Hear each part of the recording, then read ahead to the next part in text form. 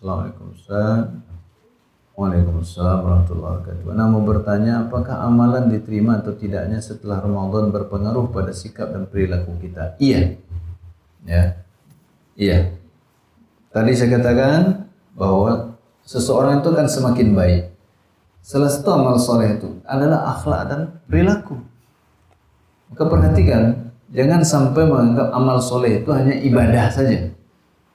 Sikap, ucapan, perbuatan itu juga cerminan dari amal soleh. Dia juga amal soleh. Ya, ini kebaikan. Senyum saja sedekah.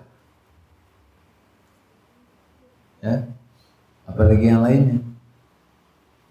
Yang lebih daripada senyum. Menolong saudara kita yang terjatuh dari kendaraannya, sedekah. Mengangkatkan barang orang ke atas kendaraannya, sedekah. Menolong orang buta, menyingkirkan duri dari jalanan, gangguan dari jalan, kerikil dari jalanan.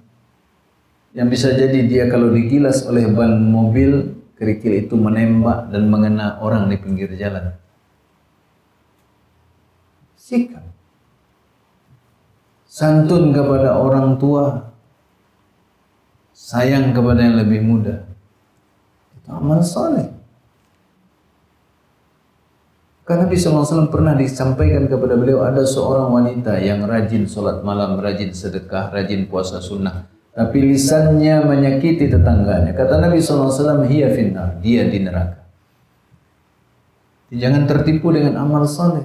Dia akan muncul, kalau amalnya benar, dia akan muncul pada sikapnya. Ya, berubah pula sikap dan perilaku. Karena sikap anak yang keras, tidak sabaran terhadap keluarga dalam meyakinkan ajaran sunnah ini. Salah satu sunnah dalam berdakwah adalah sabar. Salah satu sunnah dalam dakwah adalah santun, lemah lembut. Jadi kalau ingin mendakwahkan sunnah tapi malah kasar, malah tidak sabar, berarti belum sesuai sunnah. Iya apa iya? Iya sajalah. Memang begitu, nggak ada pilihan lain. Lihat Nabi SAW, bagaimana beliau berdakwah. Jangan hanya menegakkan sunnah, mengajak tauhid, tapi dalam mendakwakannya tidak sesuai sunnah. Makanya bukanlah dakwah kepada sunnah orang berdakwah dengan kasar. Dakwah menjuluki orang yang belum menerima dakwah ini goblok, bodoh, tolol, itu bukan dakwah. Itu merusak sunnah. Karena cara dia ingin mengajak orang mengikuti sunnah Nabi, tapi dia tidak mengikuti sunnah Nabi dalam mendakwahi orang. Dan jangan lupa mendoakan keluarga kita. Sebut namanya dalam doa, ya Allah berilah hidayah pada si fulan, pada si fulana. Ingat bagaimana kisah Abu Hurairah radhiyallahu anhu dengan ibunya. Ibunya masih musyrik saat itu dan ibunya sering menjelek-jelekkan Nabi SAW. Sampai Abu Hurairah ini saking cintanya kepada Nabi, ketika ibunya menjelek-jelekkan Nabi itu menangis dia. Dia nggak mungkin melawan ibunya. Walaupun ibunya musyrik, dia tidak melawan kepada ibunya.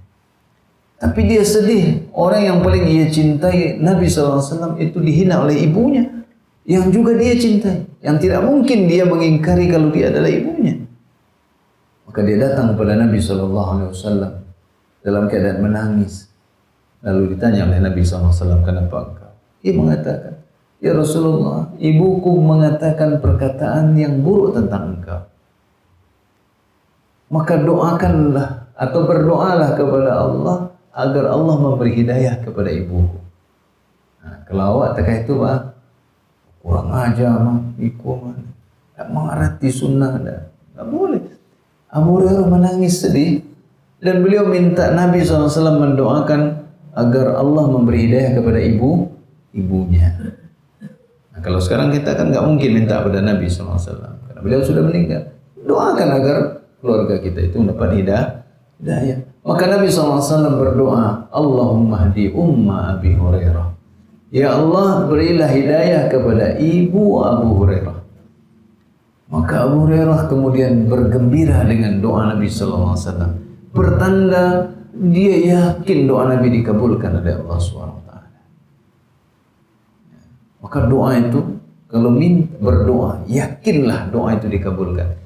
Kita seringkali kalau berdoa itu dalam keadaan ragu, tangan kita angkat, suara kita keluarkan berdoa, ya Allah, tapi dalam hati, yulaikulah ya.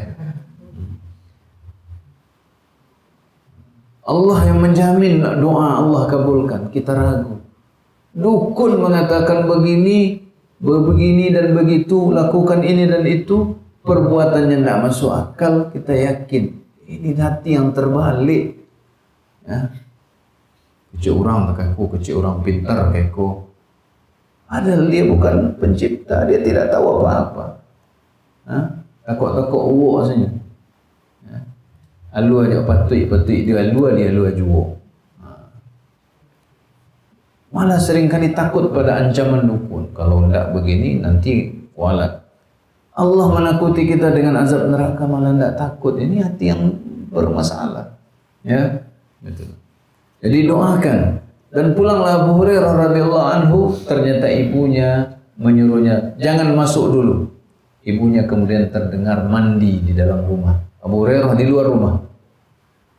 Kemudian setelah ibunya mandi, berganti pakaian, kemudian dia bukakan pintu untuk Abu Hurairah dan dia mengucapkan asyhadu an la ilaha illallah wa asyhadu anna Muhammadar Rasulullah. Tadi mencela Nabi SAW, kemudian berbalik beriman. Nah, begitu juga keluarga kita. Sabar, lemah lembut. Ya. Kalau ingin keluarga kita meyakinkan, ya, yakin akan kebenaran agama ini. Ya. Ada satu contoh ikhwan kita yang sudah meninggal, rahimahullah. Beliau dulu ketika mengenal sunnah ini pertama kali, itu Masya Allah, kerasnya luar biasa. Foto-foto di rumah mertua diturunkan semua. Orang nonton TV dimatikan.